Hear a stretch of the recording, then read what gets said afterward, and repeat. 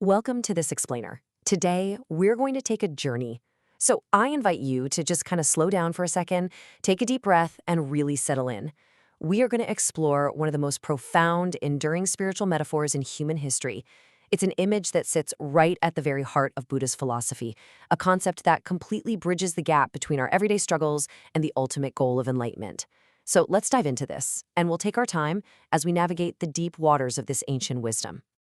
I want you to really think about this for a moment. If a boat saves your life, transporting you from a place of immense, immediate danger to absolute safety, why on earth would you ever leave it behind? I mean, it feels totally counterintuitive, doesn't it? Human nature makes us want to cling to the things that save us. We want to hold on tight. But as we'll see in this explainer, the true path to freedom actually requires us to let go of the very tools that delivered us there. Well, to really understand this, we need to begin with phase one, the river of life. You see, in traditional Asian life, almost every considerable journey required a ferry. It was just a fact of life. And the word yana, which is used across all schools of Buddhism, literally translates to a vehicle or a ferry boat.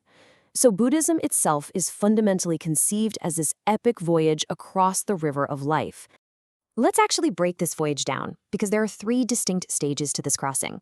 First up, we have the common sense shore. This is where we all start. It represents ignorance, grasping, and ultimately death. But the thing is, when we stand on this bank, it is for all intents and purposes our entire world. The shops, the streets, the structures, they're all solid, they're reassuring. The rewards of our normal life are super vivid here. And the opposite shore? It's completely unperceived. We can't even see it. But then, something prompts us to attempt a crossing.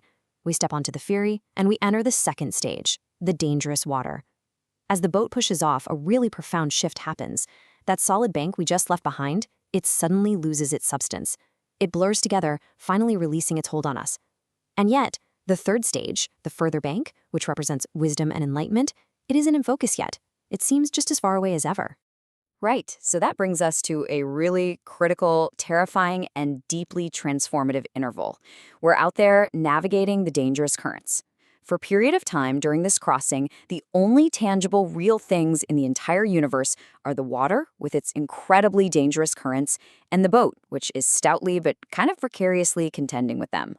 The solid shoreline of the world we knew is just gone. Until we actually set foot on the further bank, we are entirely suspended in transit.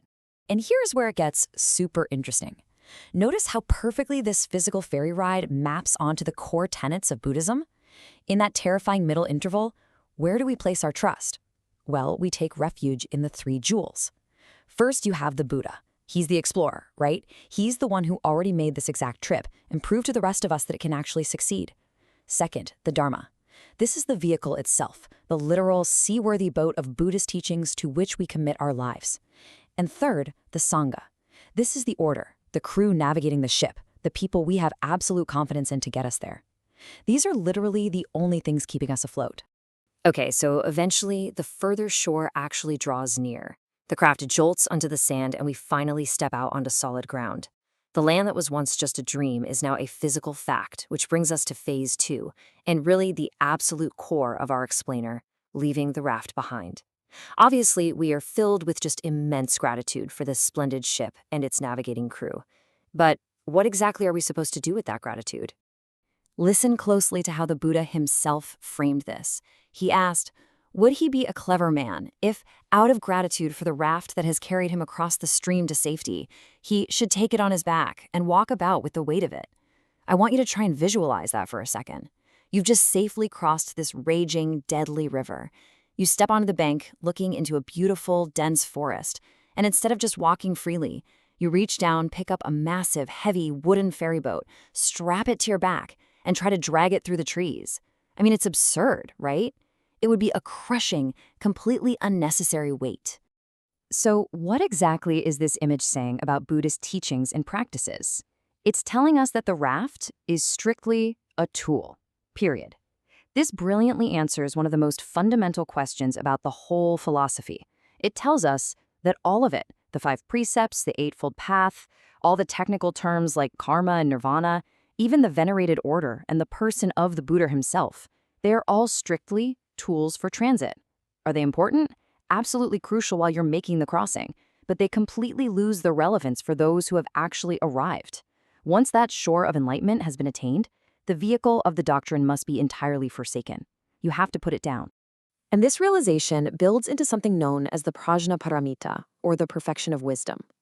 As the traveler moves deeper into the interior of this new promised land, something kind of astonishing happens. Not only does the boat become unnecessary, but the river itself completely drops from view. When a fully enlightened person turns around to look for the land they left behind, there is no separating river anymore. There is no other shore. There is no raft, and there's no ferryman. Those things simply aren't a part of the new world. This illustrates a massive, fundamental shift in consciousness. Before the crossing, the two shores, the human and the divine, they had to appear entirely distinct from one another. They felt as different as life and death, as day and night. But after the crossing, that whole dichotomy just vanishes. The realm of the gods isn't some distant, faraway place. It is right exactly where the traveler stands. The text states powerfully, form is emptiness, emptiness is form. All that noisy division between opposites is finally stilled. Good and evil, life and death, they are woven together into one thing. The world itself is fundamentally transmuted. And this transmuted view of the world sheds a lot of light on the Bodhisattva's vow, the promise not to enter nirvana until the grass itself is enlightened. Now, wait, does this mean a bodhisattva's literally going to sit around waiting for a blade of grass to meditate? No, of course not. It means that, to the enlightened mind, the strict boundary between time and eternity has completely lost its force. They're just two sides of the same whole. The worldly life we stand in, right here, right now, is actually perceived as the activity of nirvana itself. The raft is gone, because there's simply no longer a river separating us from where we need to be. Okay, so keeping that incredibly profound idea of the disappearing raft in our minds, let's shift gears a bit to Phase 3, Buddhism's fate in India. We're going to move from spiritual philosophy into historical reality. Today, Buddhists abound in almost every single Asian land, except for India, which is the very place of its birth. For a really long time, it looked as though Buddhism triumphed globally only to completely forfeit its own homeland. So we really have to ask, what actually happened to Buddhism in India? Well, the reading presents a very specific argument here, and it addresses a massive historical misconception. It is highly misleading to think that Buddhism was simply defeated or wiped out there. You'll often hear people say that foreign invaders came in and destroyed it, but the text asks us to look a little closer. If invaders simply wiped out the local religion, why did Hinduism survive those exact same invasions? The answer is that Buddhism wasn't defeated. It experienced something entirely different. Let's look at the history. Around 500 BCE, Buddhism emerges as a distinct, reforming religion in India, and for 1,000 years it completely thrives. But as we approach the year 1000 CE, which marks 1,500 years of Buddhist presence, this fascinating cultural shift happens. The hard differences between Buddhism and Hinduism began to soften dramatically. Hindu thought began to accommodate Buddhist ideas, and Buddhist teachings in the Mahayana tradition started to sound increasingly like Hindu ones. By 1200 CE, Buddhism didn't die. Rather, it just sort of sank back into the Hindu source from which it originally sprang. And when we actually examine the historical data, it becomes incredibly clear why calling it a defeat is entirely wrong. Buddhism's most affirmative doctrines simply found their parallel inside Hinduism.